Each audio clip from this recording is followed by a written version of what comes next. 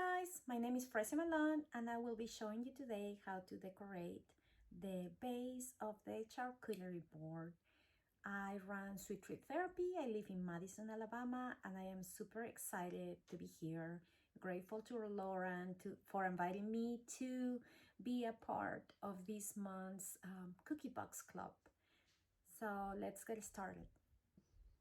Hi guys, so for this first part, we are going to use the cookie cutter set, and I have 2 bags of white icing, one with stiff icing and one with more of a 15-second consistency and a scribe. First, we're going to outline our cookies. I start with my stiff consistency and just outline each piece. You do not have to use flat consistency and stiff consistency. You can use only one consistency. I will just recommend that if you do decide to use one and outline the cookie with your flat consistency, then wait a few minutes for the icing to settle so you can flat the cookie. The edge just helps the icing not to, if it's too runny, not to fall over the cookie, so you don't have icing dripping off the cookie. It just keeps it cleaner, and like I said, you don't have to do that, but it just helps. So now I'm gonna repeat the same process with my second cookie. I probably should not have used this recipe. I was making cookies, and this is my fanfare recipe, and it has a lot of sprinkles, and even though sprinkles are so much fun and it is delicious, they can cause some problems. Some of the problems I get with sprinkles sometimes is when I cut my dough, the sprinkle may half of the sprinkle may stay outside the cookie, so it causes sometimes a few little issues. So this time it was not too bad, but I get some little holes like right here. So when I do get some little holes in my dough, I try to cover them, fill them up before I actually outline the cookie. If you've seen that one, the sprinkle actually cut perfectly. Most of the time I have half a sprinkle on one side inside the cookie, half a sprinkle outside the cookie, and when I pull it out, it leaves a big hole in the cookie, or it just is not always so fun. But this is part of learning, right? So if you guys want to give sprinkles a try, is fun, but I recommend smaller sprinkles or nonpareils. But really, any sprinkles will do, is what you like. So now I am done with this part. Now we're ready to float the cookie. As I mentioned, I am using a float consistency of probably maybe 10 to 15 seconds, so it's not super runny. And I do this because I want my icing to look puffy, and I don't want to create craters. So I usually would go around the cookie from the outside towards the inside, but I am not doing that in this case because my icing is gonna dry a lot faster, and I want to avoid to leave lines when I'm floating. If I do a large area like this, if I start from the outside in, it will it will dry so fast that by the time my next line goes in, it will create like a little line in between the layers or the icing. So I'm trying to avoid that. I do sometimes go from the inside out of the cookie, but this time I'm just going, like if you had a crayon and I'm just coloring, every line before I move to the next one. That's what I'm doing. So I'm just adding my icing, and sometimes I can use my scribe and just pull it a little bit with my scribe to make sure I'm covering every area and I am not overflowing my cookie, or the icing will come off the edges. And that's why we have that line, to avoid that. And if it's dry, you can go and scrape it with your scribe. It makes it easier. If you use the float consistency and immediately cover your cookie with float icing, if you try to clean the edges with a scribe, it will pull out that edge, that first line you did, and there will be nothing to stop your icing from coming off if the consistency is too runny per se. So I just move back and forth as I go with my icing, and it looks very pretty. The nice thing about this technique is that you only need white icing. You don't have to worry about having multiple colors. So that is kind of nice and a little bit of a time saver, because maybe I am the slowest person about everything, because I am super slow to outline, to float, and to mix colors. I mean, it's just insane how slow I can be. But this is fun. I enjoy it, and it keeps me, helps with my time. So I just keep going in the same manner, like I do a line and I just keep going back and forth, and I'm making sure that I am not leaving any air pockets in my icing, because those create also craters. So this is moving along pretty nice. It takes me a little while, but it goes by faster as you move faster. I guess I could have cut my hole a little larger, but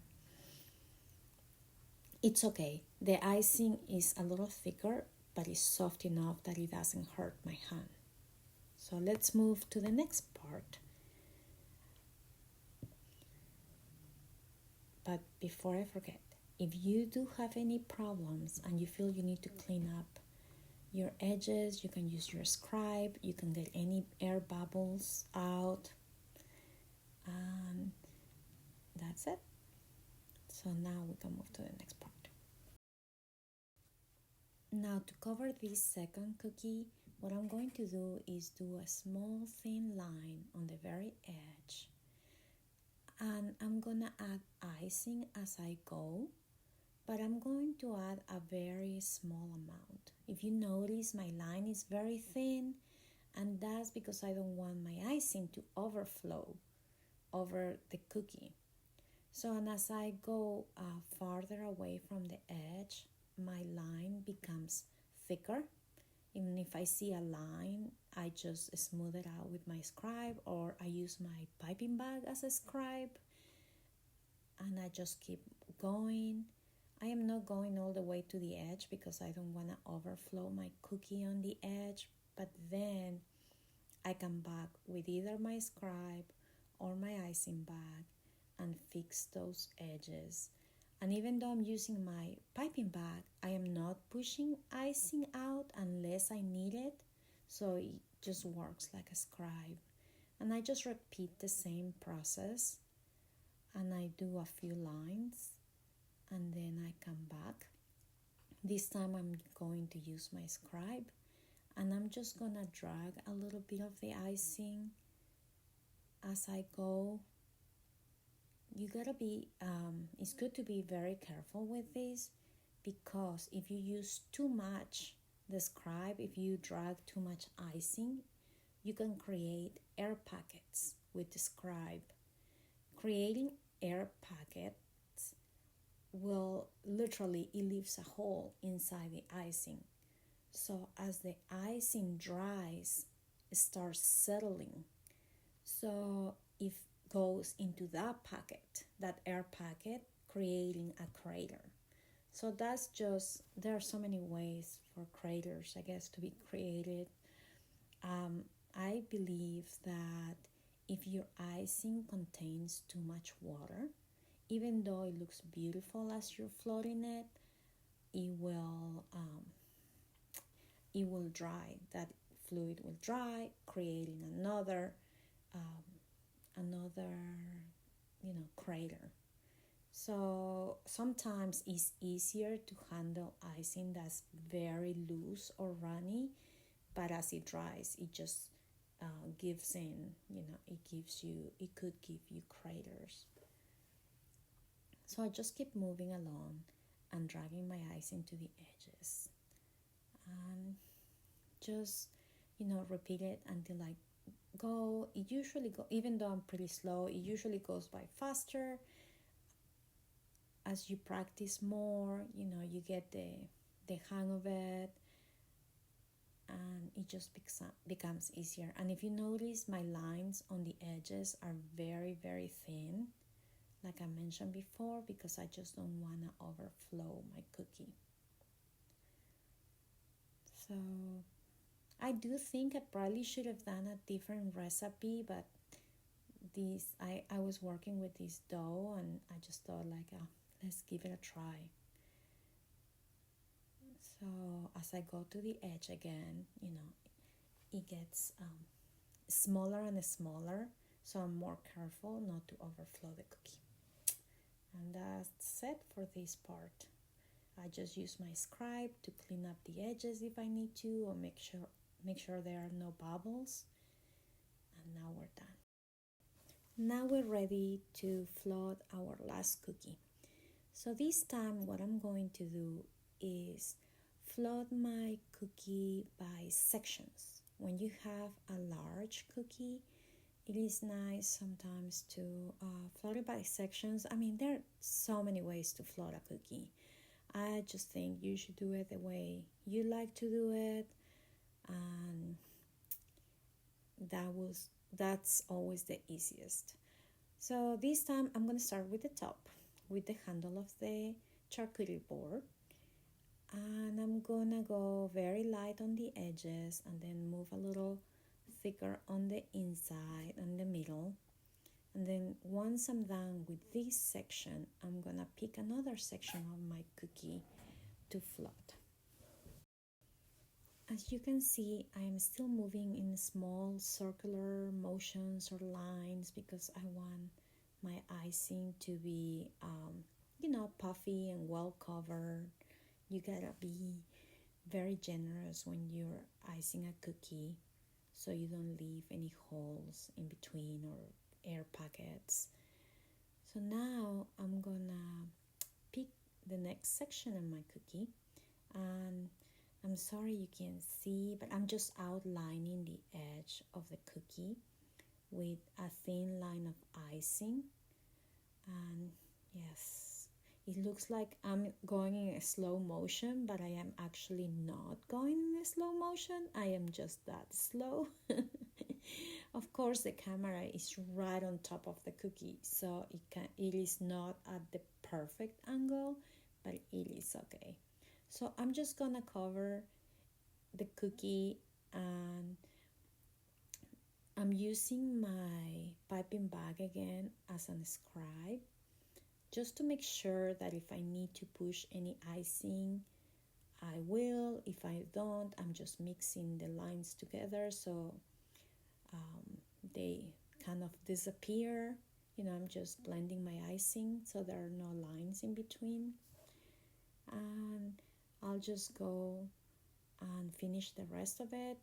I grab another section, and now I'm just gonna finish with the rest of the cookie and repeat the same process. Grab a little section and move along.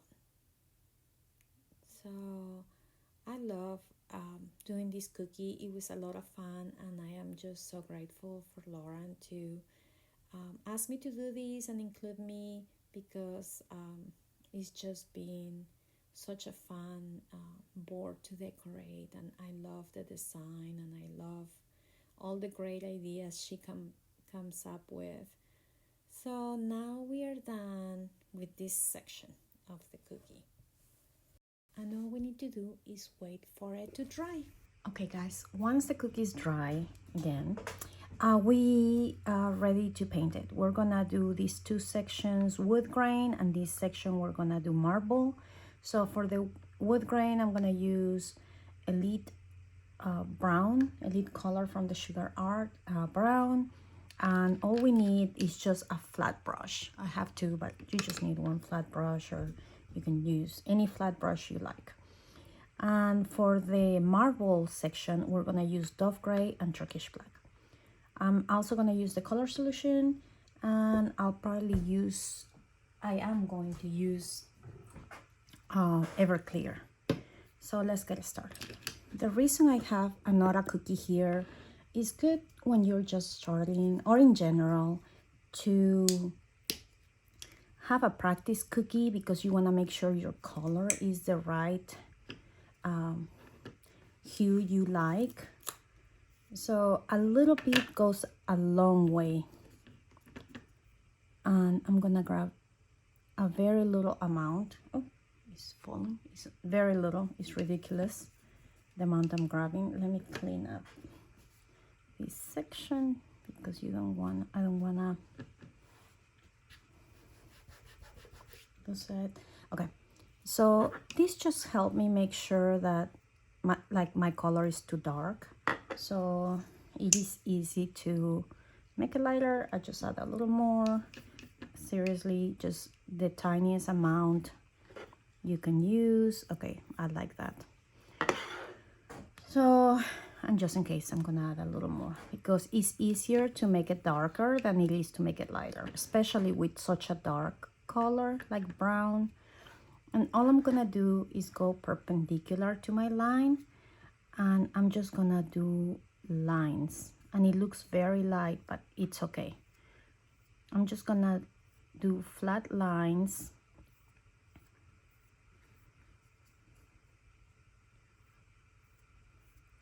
And if you want to add details to your board, like I'm gonna use a tiny bit darker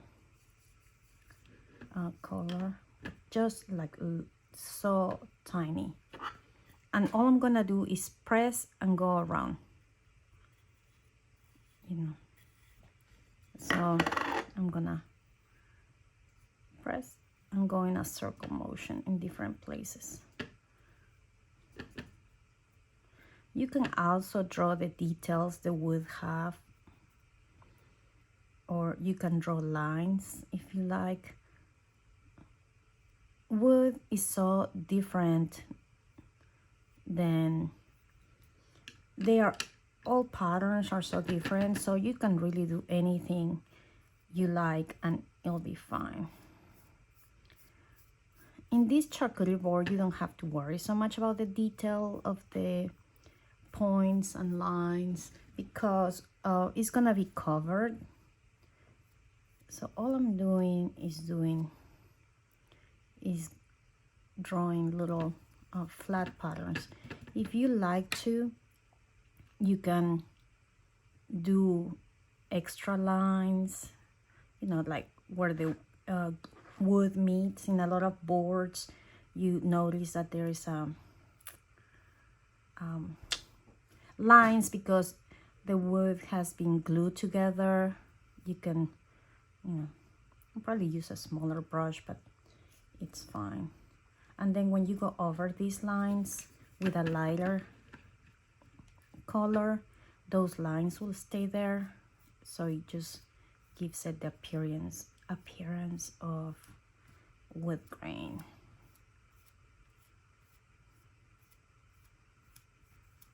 Even if you clean it a little.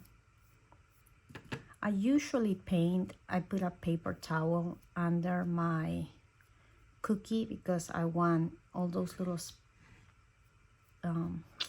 speckles that fly to stay, in a paper towel.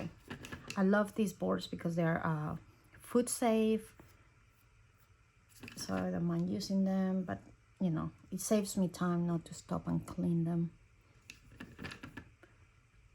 always. So I just add a tiny little bit and just keep going with that motion. I am using the color solution because I want my my color to be a little pasty. Let me make sure it's not too dark, and it is very dark. So that's why it's good to have a little extra board to practice, or cookie to practice the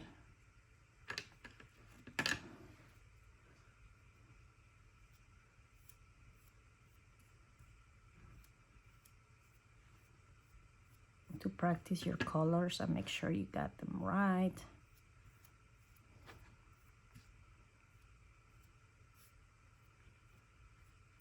Make sure your brush needs to be very dry. You cannot wash it in between because it's really difficult to dry the inside of the brush. So what I'm gonna do is I'm gonna grab a drier brush and just go over it, and then I think I put too much.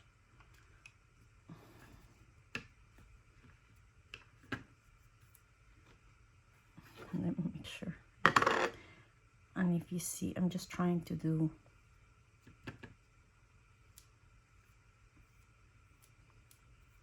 lines, and as this dries it's gonna get darker, so don't worry about the color being too light, because it's easier to make it darker than it is to make it lighter in this color. And it's looking really good. As it gets darker, it's just going to as it dries, sorry, it's gonna get darker. Don't forget the edges. It's easy to forget the edges, so don't forget to paint those edges. And then just go back to it. And I'm not worried that I have to match every single line. I just want to do flat strokes, and that's it. That one looks really good. So let's continue with the next section, and we're gonna do the exact same. I'm going to do some little details. I'll try my board, and all I'm doing is pressing and just going around, but it is really dark, so it's like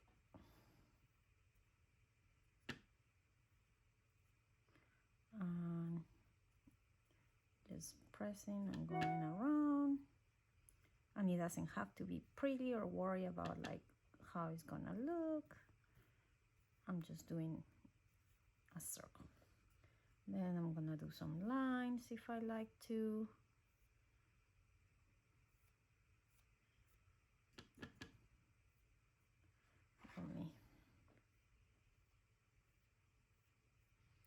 And then I'm just gonna lighten it up, make sure I'm in the right color hue I like. Yes, so I've done my, and then I'm ready to go.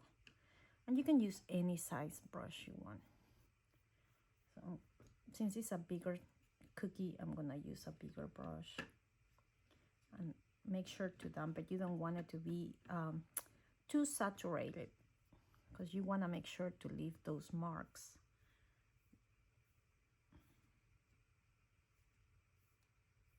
Of the brush. So it's amazing how much we can do with, you know, a little color and trying different techniques.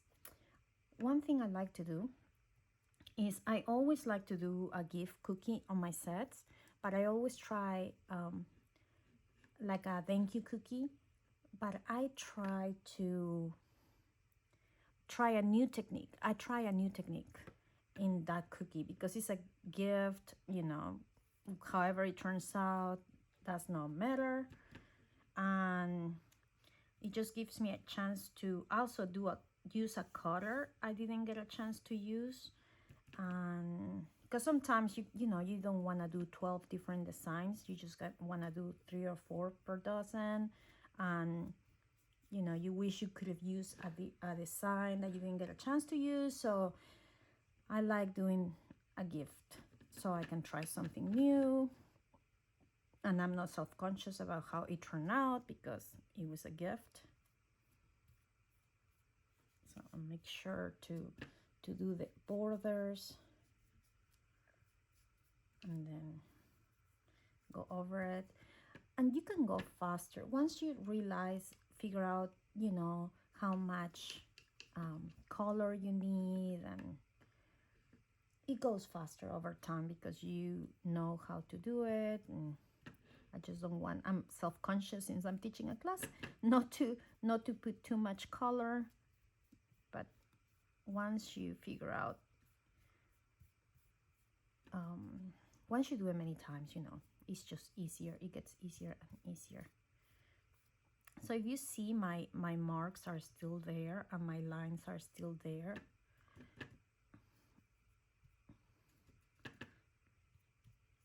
So I'm going to make it a little darker because I want this side a little darker.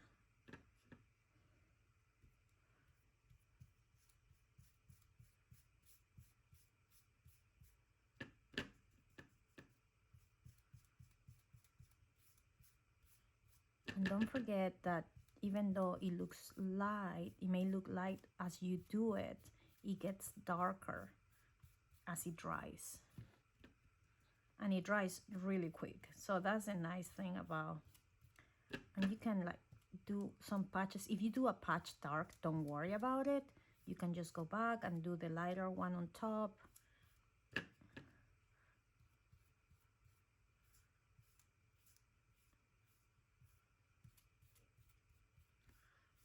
So it's okay. There is no right or wrong. That's the beauty of cookies. And any technique you do, there is no right or wrong. There is just, you know, a different design or a different technique. That's how new techniques are born many times out of mistakes, you know.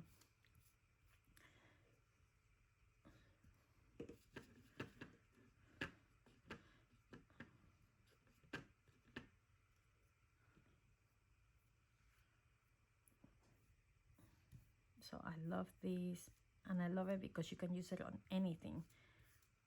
And that's it. We're done.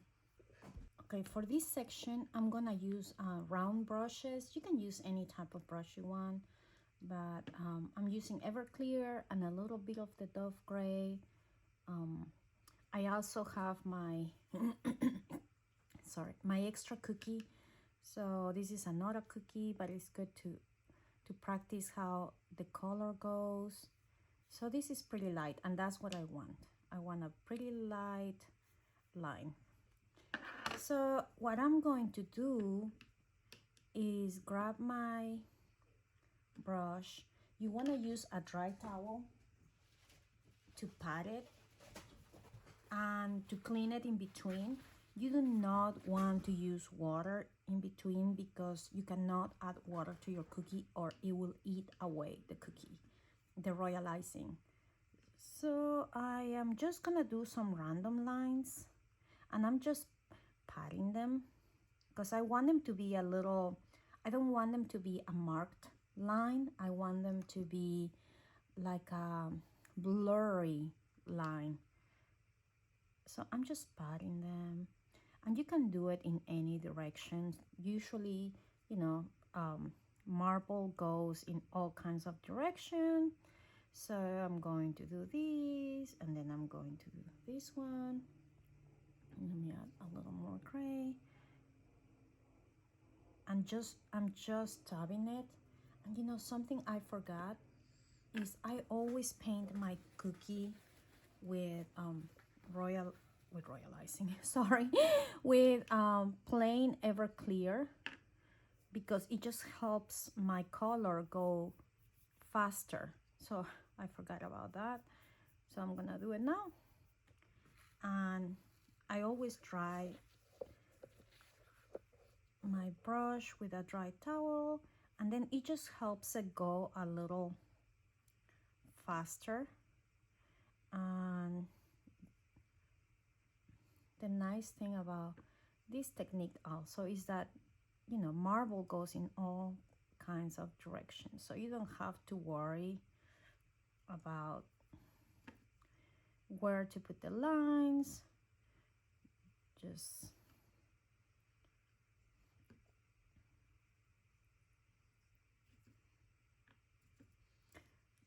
you just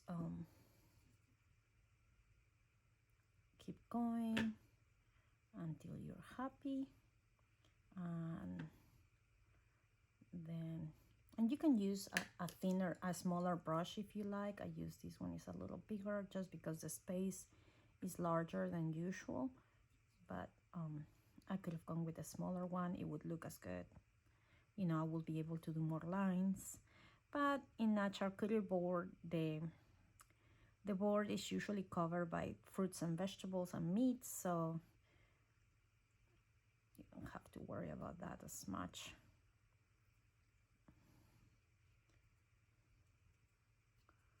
And I'm just dabbing it because I don't want to have a marked line like I did in the wooden finish. I just want it to be kind of blurry. If I feel like I have too much color, I just add more Everclear and just go on top and just clean up a little bit. And if you notice, it gives you like a little blur. So once I'm done with it, I'm gonna use some finer brushes, and I want it to be a little darker, so I can use my gray and make it darker and just do my lines, or I can use a little bit of black, tiny bit. I'm using just a ridiculously small amount of black just to make it darker.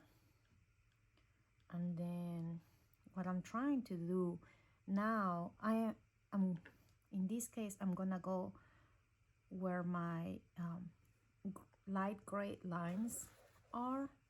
I'm going to draw lines on top of them, like the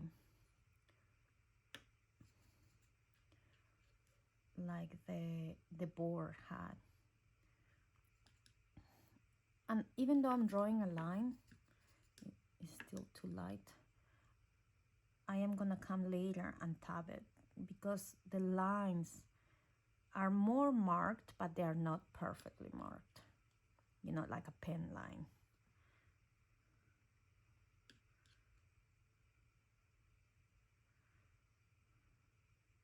They're like kind of shaky, if that makes sense. So that's what I'm going to do. Like I'm doing some shaky lines. And many times they have multiple lines coming out like branches. There we go, like branches. So that's what I'm going to do. They're a little shaky. So that's the beauty of these. There's no right or wrong. You can do a line and then come over it and do the shakiness, if that makes sense. Is that a word, shakiness? I don't know, but that's what I'm saying. So I'm coming over here and I'm doing the same.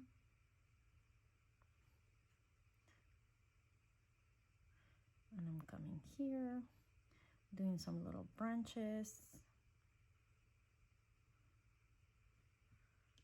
You know, there's no right or wrong. There is just a cookie. And if you feel like you put too much, just come back with your lighter gray. If you feel like you have too much, you want it to be well done but not overly saturated, you just come on top of it and you just like blurs it out a little bit. Or you can use a smaller one and do the same, just to not expand too much that color. So I'm coming with my black and I'm doing again the same thing. I'm doing my line, but I'm not like super worried of how perfect it should look. And then I'm doing this. The same here.